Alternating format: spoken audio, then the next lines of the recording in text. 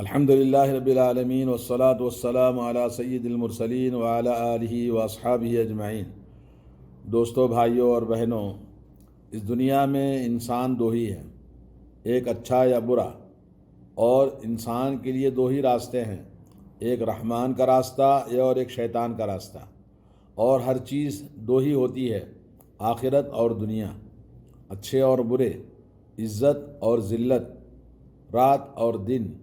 اسی طرح سے یا تو مومن ہو جاؤ، رحمان کے راستے پہ چلو، یا شیطان کے راستے پر چلو، جنت والے راستے پہ چلو یا جہنم والے راستے پر چلو۔ اللہ نے فرمایا فریق فی الجنت و فریق فی السعیر، ایک انسانوں کی جماعت جنت والی ہے، سعادت مندی ان کو ملے گی، اور دوسری ہے جہنم والی جو جہنم کے راستے پہ چلتی ہے، ان کا ٹھکانہ جہنم ہے۔ تو آپ کو اس لیے بتا رہا ہوں کہ آج جو حالات ہم جن حالات سے سامنا کر رہے ہیں، تو مسلمان رونے کے بجائے ہمت اور اپنے دین کی طرف پلٹ کر آئیں، کیونکہ نحن قوم اعزنا اللہ بالاسلام، اللہ نے ہمیں بتایا کہ ہم وہ قوم ہیں جن کو اللہ نے عزت دی ہے اسلام کے ذریعے۔ مہما طلبنا العزت بغیرہ، جب ہم نے عزت کو طلب کیا اسلام کے غیر میں، اذلنا اللہ نے ہم کو ذلیل کر دیا۔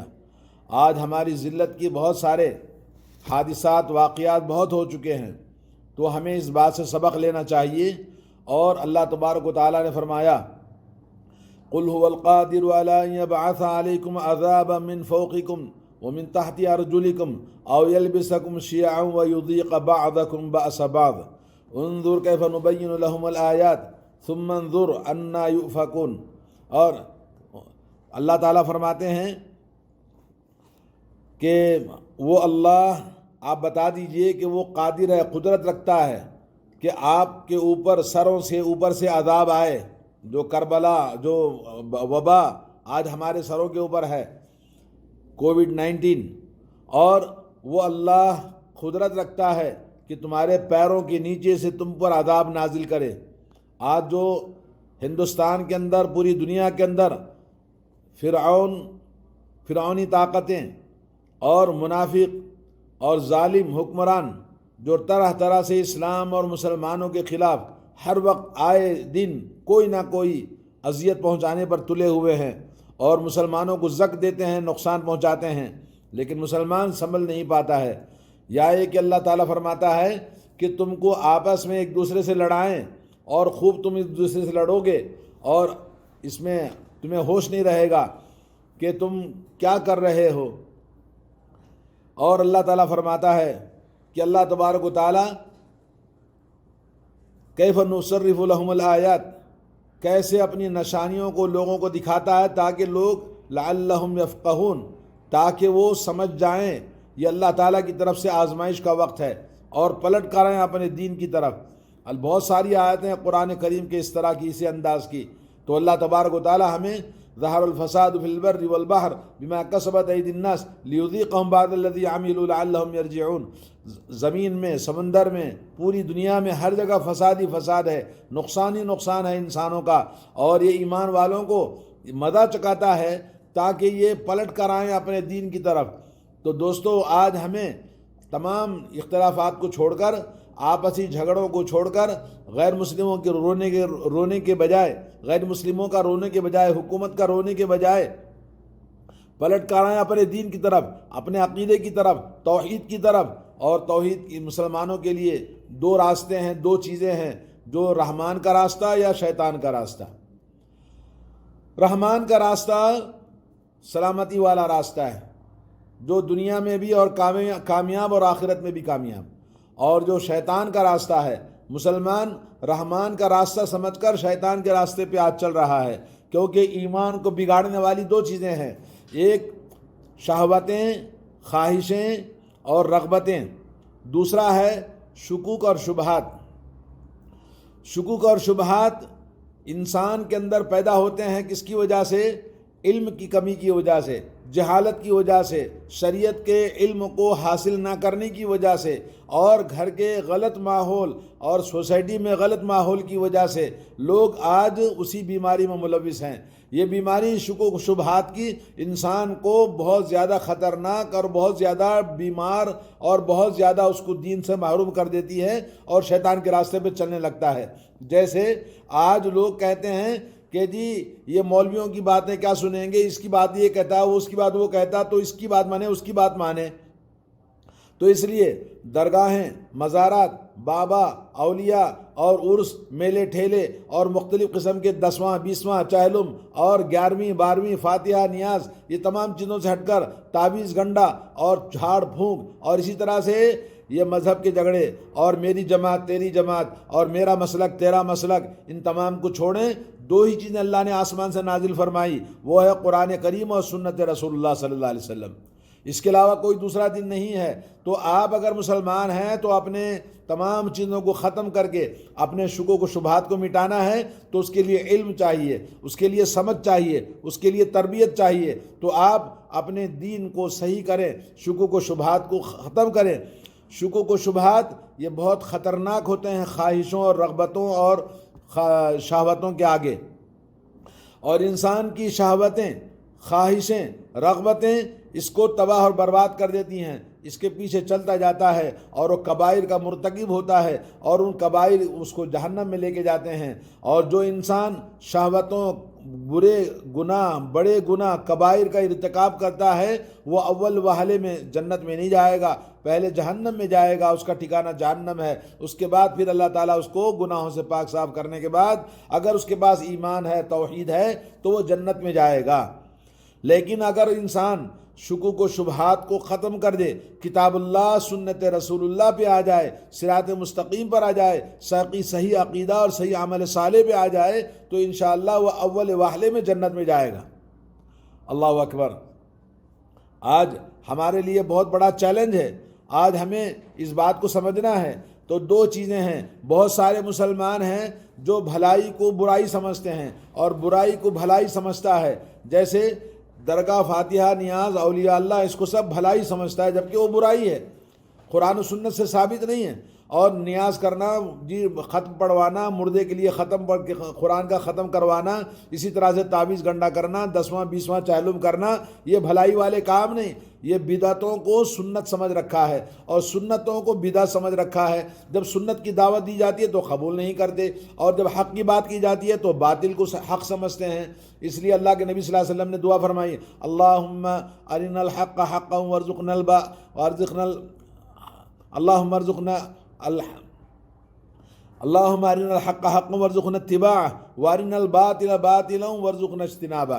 میرے دوستو، اللہ کے نبی صلی اللہ علیہ وسلم نے ایسا ہوگا ہمارے درمیان، ایسے فتنے آئیں گے، آپ نے ہمیں بتایا ہے۔ ایک حدیث آپ کو سناتا ہوں، حضرت حذیفہ رضی اللہ تعالیٰ عنہ فرماتے ہیں کہ ایک مرتبہ ہم حضرت عمر رضی اللہ تعالیٰ عنہ کی مجلس میں بیٹھے ہوئے تھے۔ حضرت عمر نے کہا، آپ میں سے کس نے سنا رسول اللہ صلی اللہ علیہ وسلم سے فتنوں کے بارے میں؟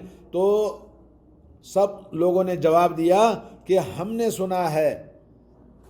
تو حضرت عمر نے کہا، تم لوگ ان فتنوں کا مطلب یہ سمجھتے ہو کہ آدمی کا فتنہ اپنے مال میں، اپنے اہل و عیال میں اور پڑوسیوں میں، یہ فتنوں کی بات کر رہے ہو؟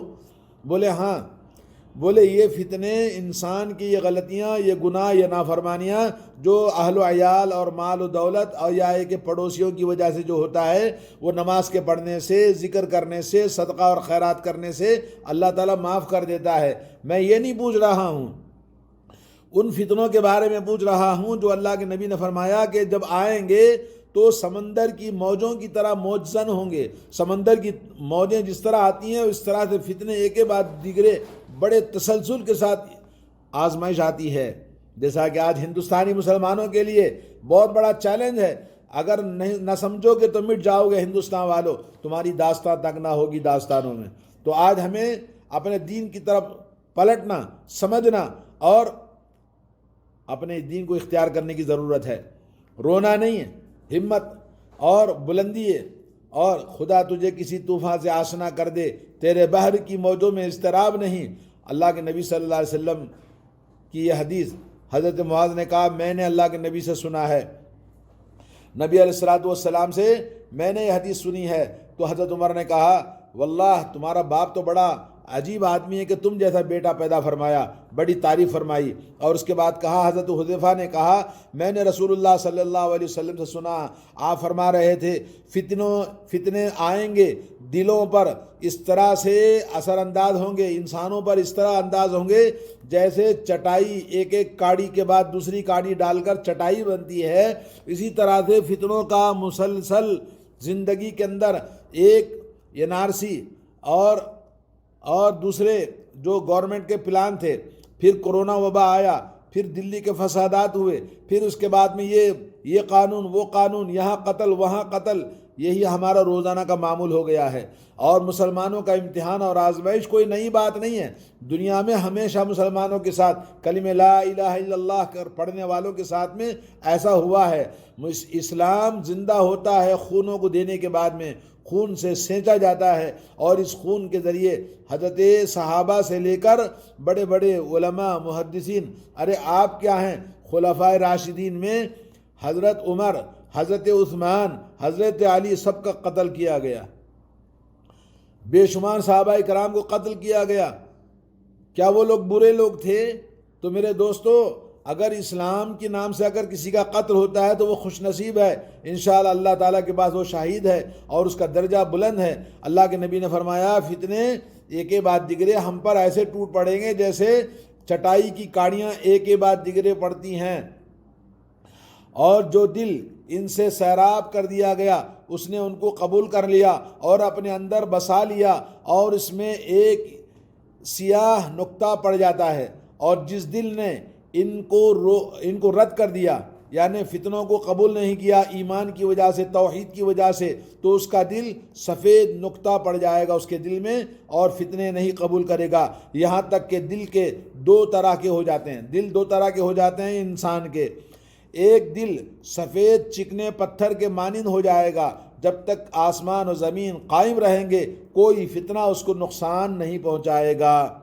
اور دوسرا کالا مٹیالے رنگ کا اور اوندھے لوٹے کے مانند، اگر سراہی اور کوزے کو اگر اوندھا مار دیا جائے تو جس طرح گٹھا ٹوپ اندھیرا ہو جاتا ہے، ویسے ہی زندگی میں عقل میں انسان کی گٹھا ٹوپ اندھیرا ہو جاتا ہے، نہ اس کو بھلائی دکھتی ہے نہ برائی دکھتی ہے، اور جس پر پانی ڈالے تو پانی بھی گر جاتا ہے، سراہی پہ کوئی چیز رکتی ہے کیا؟ نہیں رکتی ہے۔ اور اندر کیسے اس کا معاملہ ہوتا ہے، دل بالکل کالا ہو جاتا ہے اور گٹھا ٹوپ اندھیرے کی طرح ہو جاتا ہے، نہ کسی نیکی کو پہچانتا ہے نہ کسی برائی سے وہ اپنے آپ کو روک سکتا ہے۔ اس بات کو جس خواہش سے وہ چاہے گا چلا جائے گا۔ آج مسلمان اسی طرح سے ہیں، جب آپس میں ہم ایک دوسرے کی بات کرتے ہیں تو مسلمان کے خلاف بولتا ہے، مسلمان کے خلاف کوئی بھی سازش کر سکتا ہے، ایک دوسرے کا مال ہڑپ کر جانا، تہمت لگانا، جھوٹ بولنا، دھوکہ دینا اور غیبتیں کرنا، سب کچھ برائیاں آپس میں کرتا ہے، اور دوسروں کے سامنے ہاتھ جوڑتا ہے، گلا شکوہ کرتا ہے کہ ظلم و زیادتی کا، لا حول ولا قوت الا باللہ۔ اس لیے آج ضرورت ہے کہ دو راستوں میں سے ایک راستہ اپنائیں، یا تو دو رنگی چھوڑ دے ایک رنگ ہو جا، دو رنگی چھوڑ دے ایک رنگ ہو جا، سراسر مومن موحد ہو جا، یا تو غیر مسلم کافر ہو جا۔ اللہ تعالی ہم سب کو ہدایت نصیب فرمائے۔ وصلی اللہ علی نبینا محمد وعلی آلہ وصحبہ اجمعین۔